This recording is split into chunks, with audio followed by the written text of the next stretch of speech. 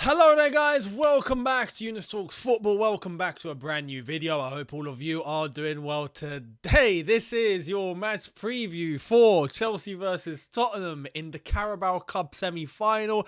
I'm smiling and I'm feeling a little giggly because there's so many things happening and I'm trying to remember all of them and I want to make sure I get it right? So first and foremost, I want to start off with the fact that on this channel we are on the brink of 100k. It's happening.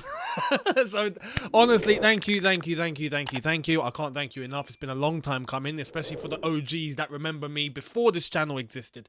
But you guys have smashed it, so much appreciated. When we hit it, could be tomorrow, could be the day after, but we will hit it very soon. Thank you. Also, what I want to make sure is, if you're new, subscribe. Make sure you hit that subscribe button, hit the notification bell if you're new. But also check out my second channel and my Twitch. I will be live streaming on my Twitch later this evening. We will be playing some FIFA. So if you want to get an exclusive look into how it's all gonna go before I upload it all on my second channel, then you can check out my Twitch and join me there live. So see you later on if you are going to join. Links are in the description.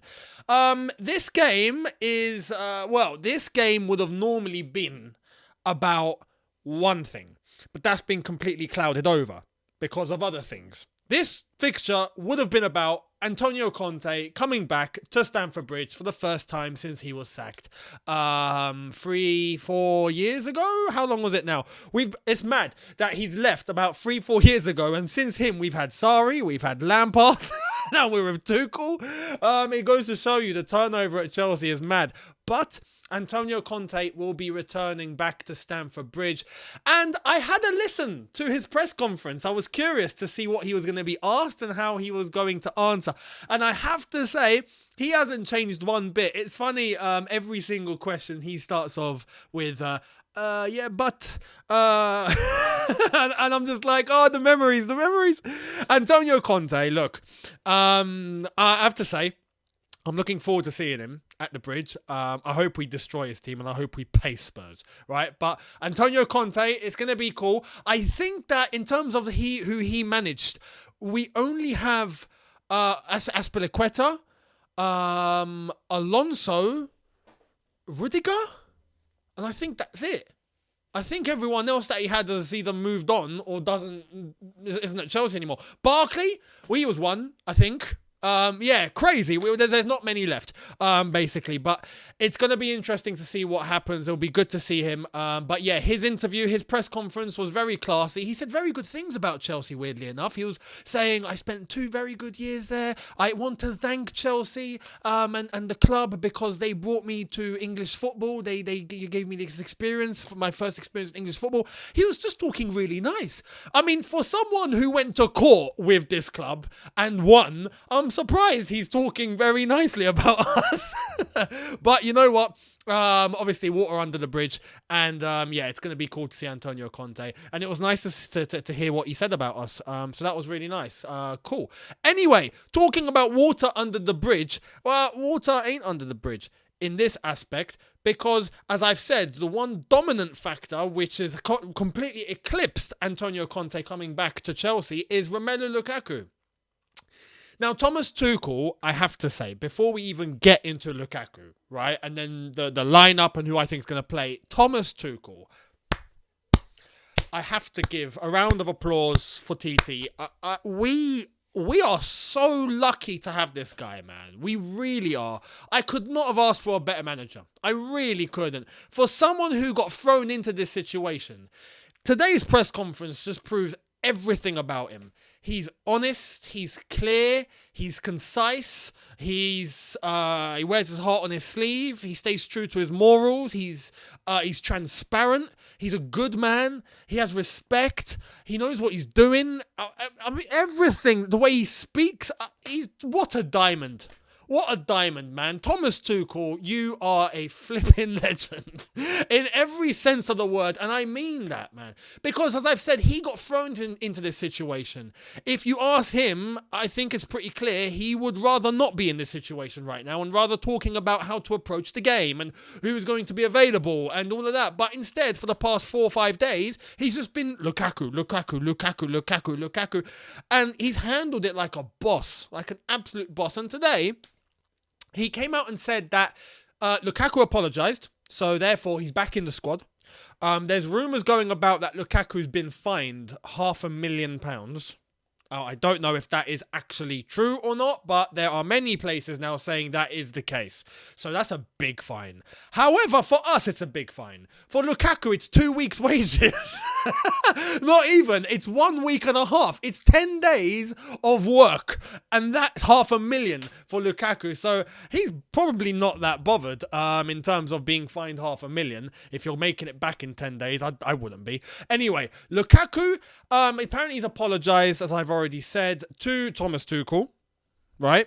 Now, it's kind of ironic because he decided to do this interview with Sky Italia trying to apologise to Inter fans, and he's come out of that interview now having to apologise to Chelsea fans. So here's the thing, and Thomas Tuchel was quite honest with this, and fair play to him. He said, is Lukaku going to play tomorrow because he might get booed, he might get a reception? I mean, and Thomas Tuchel was like, look, let's be honest, we know that there's going to be people that don't forget quickly. Yes, he might face a reaction, he's going to have to deal with it. It's as simple as he's going to have to deal with it. And he's right. He's put himself in that situation. Now, for me, I still have a bitter taste in my mouth about it all. And what I want to see, the first step that I want to see from Lukaku to even begin to redeem himself here is make an apology to the Chelsea fans. Right? Whether that's going to be in a video form or whether he arranges another interview, yeah? I mean, he likes interviews, clearly. So, look, do another interview, Lukaku, yeah? Interview one with Sky Sports News, right? Not Sky Italia, Sky Sports this time, based in this country. And you can give us an apology. And then we'll consider. The one thing that I want to see, the minimum, is at least in tomorrow's matchday program for the fans that go to the ground. You pick up a matchday program, you can buy them for £3 or £3.50. And it tells you sometimes quotes from the manager, from players, and that they give messages to the fans. I would like to see one in there from Lukaku apologising to the Chelsea supporters. That's the bare minimum. That's the bare minimum. That's the least that I expect. If I don't even get that, I'm cutting ties. I'm fully cutting ties. The thing is here, yeah, some people would look at this, and we've got to be honest, because Lukaku is a Chelsea player now, right? He's a Chelsea player. He is in this squad. He is going to be playing games, right? We have to accept that. We can't change that. But do we trust him? Thomas Tuchel, in front of the press, is saying yes, right? And there's no reason to doubt it. But I know deep down, and anyone with half a brain cell would have a little bit of skepticism in the long-term future. Obviously, January, he won't be going anywhere. For the summer, there's a possibility. There's a possibility now. We can't, cut that off completely because we don't know, is Lukaku's heart really in this? Is it really in this? Is he really, does he really want to be here? It's like Kane at Tottenham. We know he doesn't really want to be there, right? He's just getting on with it because he doesn't have a choice. But at least with Kane, he made that transparent from the get-go. He had a verbal agreement with his boss, with Daniel Levy about him leaving. And then he got betrayed because it wasn't on paper. So, that's his doing. But at least there was some sort of transparency here. This has come out of the blue. So is his heart really in it? And that's what worries me. That's what concerns me. I want players whose hearts are really in this, and I don't care who you are. So until I know that, which we probably won't, unless he's banging in goals and left, right and centre, and then maybe then even some Chelsea fans might have an issue. Maybe in the summer he bounces. We'll see. And there are rumours already about Spurs, funnily enough, and how they could be tempted to make a move for Lukaku next summer because Antonio Conte. Well, if that's the case, then I'd happily take Harry Kane off them. I'm just saying that now. They want to do a swap, Harry Kane for Lukaku? I'd entertain that. I would entertain that, and then we can go from there. But in terms of this fixture, Chelsea versus Tottenham, Lukaku is in the squad. Is he going to play? We don't know. And I guarantee some Chelsea fans are probably going to give him one hell of a reception. So we'll wait and see. But in terms of the rest of the team news and who is available, Christensen is out. Chalobah is out, it has to be said. And that's not great, I have to say. However, it leaves us with limited options in terms of who can fill in. In terms of everyone else, though, it seems like everyone's there. Timo Werner is available.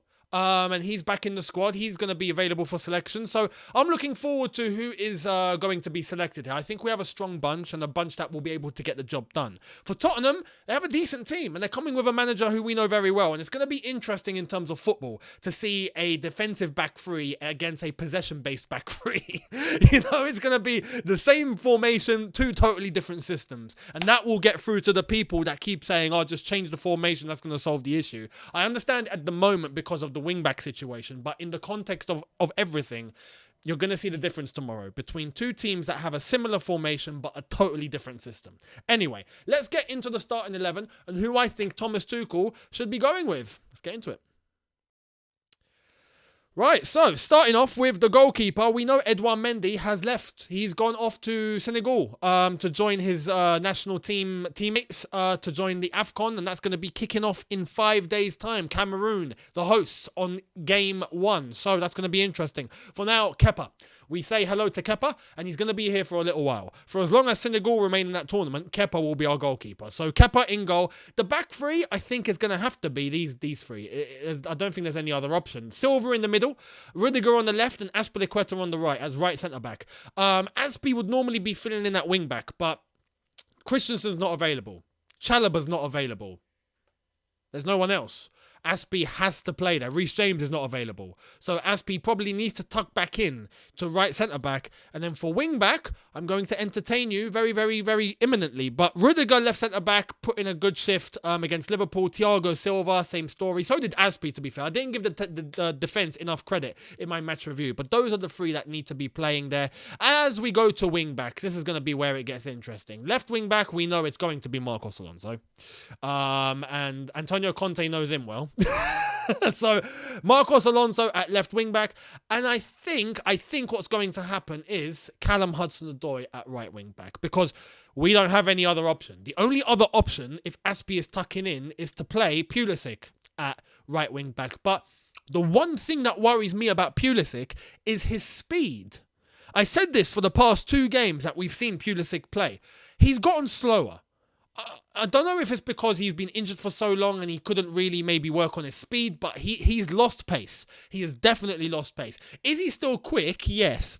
Is he blitz like he used to be? No. I don't know what's happened, but he's not as quick as he once was. Callum Hudson-Odoi is a fast lad. So in terms of the two, we need pace at a wing-back role. You need it. I mean, Alonso, I know, yes. Alonso knows the role very well, which is helpful. But you see how many times he gets caught out. We can't have 2 wing-backs where they're both going to get caught out. The one way to compensate for Alonso is to be able to shift the defence over and have Rudiger protect him, have everyone shift over, and Hudson-Odoi to catch up and become the right-back. So you need someone who's going to be quick, much like we see with Reece James. So for me, Hudson-Odoi at right wing back would be better suited than Pulisic at right wing back. So I've put Callum there. In terms of the midfield, I think we stick with these two because these two against Liverpool were absolutely flawless. Kante and Cover.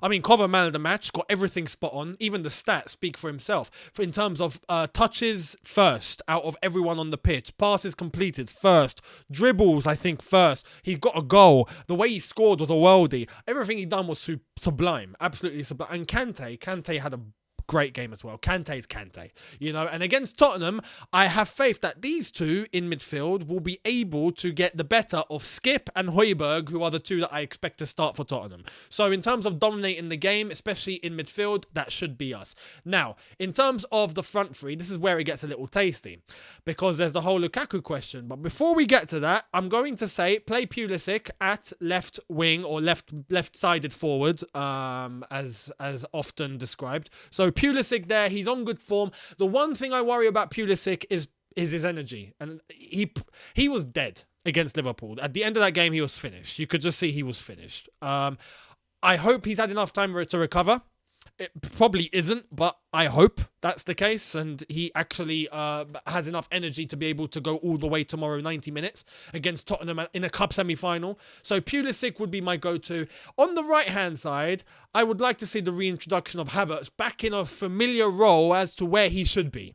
Because him playing up front, yes, he can do it, but I'd rather him in this role, where it's more his role and it's more where he's comfortable and where he plays his best. So Kai Havertz is now available again and back. I would like to see that. Another reason why is because of who I've decided to play up front. Is it Lukaku? No. I'd go Timo Werner. Timo Werner is available. He's there. I have to be honest with you guys. I still have a sour taste. And for such a big profile game, I would rather have a player that we know, especially the way that we played against Liverpool and the way that we had that comeback and the way that we were playing, the football we were playing. It just seemed a lot more fluent. And you know what? In terms of playing that certain way, I would rather think Timo Werner has a higher chance of complementing that than Lukaku, especially after all the drama and whether Lukaku's head is truly in this fixture or not. Or is he going to be bothered by the fans? Because he will get a reception. For two reasons. One, I reckon Timo might fit the way that we're playing after that Liverpool game a little bit better.